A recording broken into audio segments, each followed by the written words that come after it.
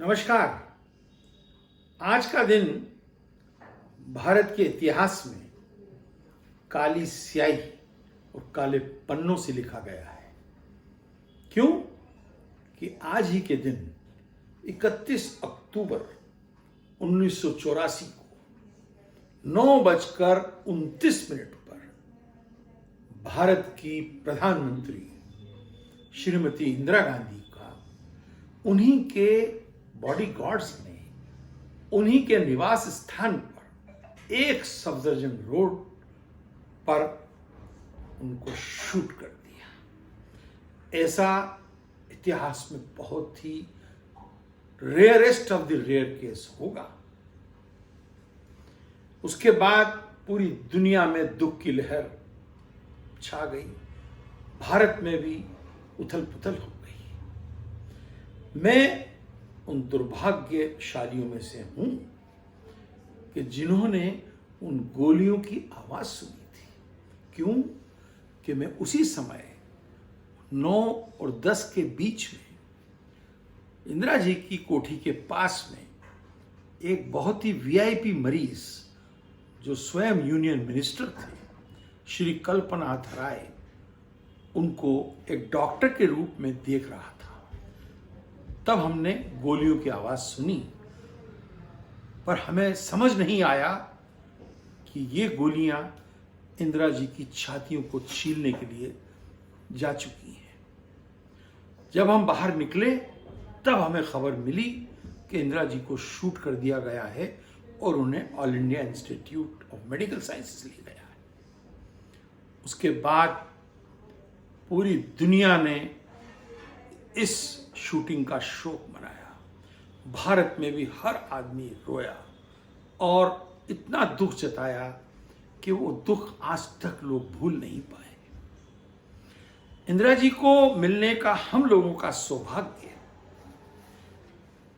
ये था कि वो जब जावरा आई 1958 और 59 के आसपास, तो हम जिस स्कूल में पढ़ते थे, कमला नेहरू बाल कन्या विद्यालय, उसमें भी वो आई थी और काफी समय हम बच्चों में उन्होंने बिताया था।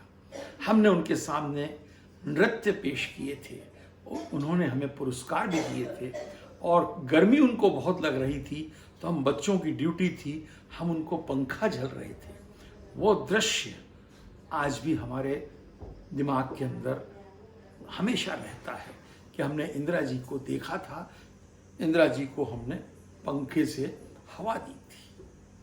इंदिरा गांधी जब भारत की प्रधानमंत्री 11 जनवरी 1966 को लाल बहादुर शास्त्री की जब बॉडी आई, उस समय भी हम लोग एनसीसी में मध्य प्रदेश कॉन्टिजेंट को रिप्रेजेंट करने दिल्ली आए थे, जिसमें हमारे साथ भारत की मशहूर एक्ट्रेस जया भादुड़ी, जो जया बच्चन बन गई हैं, वो भी थी।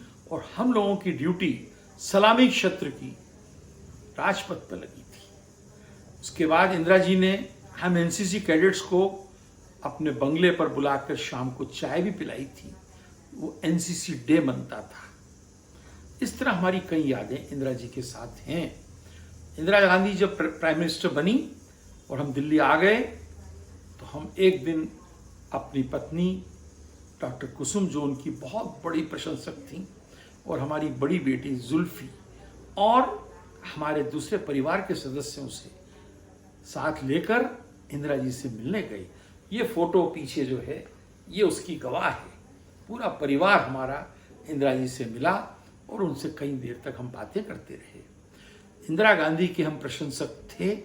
उन्होंने गरीबी हटाओ का नारा दिया और गरीबों के लिए बहुत कुछ किया, महिलाओं के लिए बहुत कुछ किया, और सबसे बड़ा कार्य जो उन्होंने इतिहास में बदल दिया वो था पाकिस्तान के 2 टुकड़े कर दिए।